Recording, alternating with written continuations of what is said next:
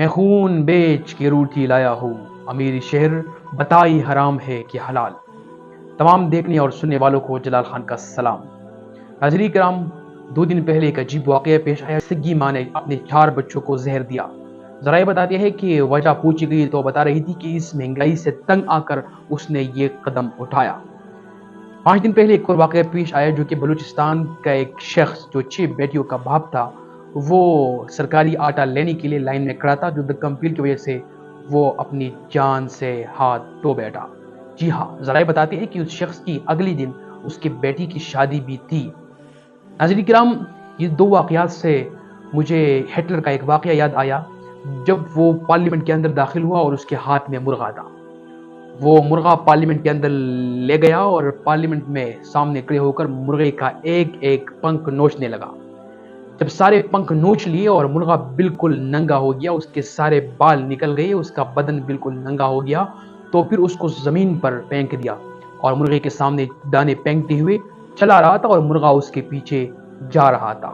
پھر اس نے پارلیمنٹ سے مخاطب ہو کر ایک تاریخی جملہ کہا۔ اس نے کہا کہ جمہوری حکومتوں میں عوام کا مثال اس مرغے جیسا ہوتا ہے کہ پہلے تو اس کے سارے پنکھ نوچ لیے جاتے ہیں، اس کو مجبور بنایا جاتا ہے اور پھر اس کے ساتھ ہمدردی دکھاتے ہوئے اس کو اس کے سامنے دانے پھینکے جاتے ہیں۔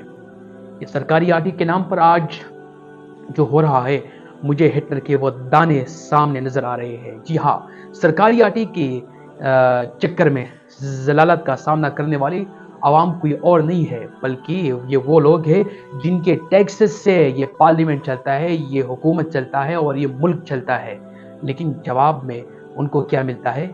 ضلالت۔ ناظرین کرام، مجھے اس سے زیادہ حیرت اس بات پر ہو رہی ہے کہ ابھی جو ہے اپوزیشن میں جو جماعتیں ہیں وہ عوام کو ورغلا رہے ہیں کہ آپ سڑکوں پر نکلو، اپنے حق کے لیے نکلو۔ ناظرین کرام، یہ بالکل عوام کے حق کے لیے ان کو نہیں نکال رہے، بلکہ یہ اپنی حکومت کے لیے نکال رہے ہیں تاکہ کل اپوزیشن جو ہے وہ حکومت میں آ جائے، اور اگر اپوزیشن بھی حکومت پہ آئے گی تو تب بھی عوام کا یہی حال ہوگا۔ ناظرین کرام، حل پہ آتے ہیں کہ اس مہنگائی کے دور میں عوام کس طرح سے اپنی مدد آپ کے تحت اس مہنگائی سے چھٹکارا حاصل کر سکتے ہیں۔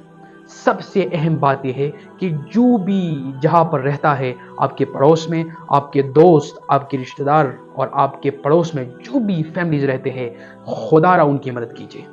جب ان کی مدد کریں گے تو اپنی مدد آپ کے تحت ہم پورے پاکستان سے مہنگائی کا 1 مہینے میں مہنگائی سے ہم نجات پا سکتے ہیں۔ جی ہاں، اپنے بچی ہوئے اور اپنی بچائی ہوئے دولت کو تقسیم کیجیے اپنے رشتہ داروں میں، اپنے دوستوں میں، مجبور لوگوں میں۔ اسی طرح سے ہم ایک مضبوط پاکستان اور ایک مہنگائی سے پاک پاکستان بنا سکتے ہیں۔ محبت کریں اور محبت بانٹیں۔ اس پیار پر پیغام کے ساتھ جلال خان کو دیجیے اجازت، ملتے ہیں ایک اگلے پروگرام میں انشاءاللہ۔ اگر آپ نے میرے چینل کو سبسکرائب نہیں کیا ہے تو ابھی سبسکرائب کا بٹن دبائیے اور بیل آئیکن کو بھی دبائیے تاکہ آپ کو میری نئی ویڈیو وقت پر مل جائے۔ اپنا اور اپنے گرد و نواح کے لوگوں کا بہت سارا خیال رکھیے گا۔ اللہ حافظ۔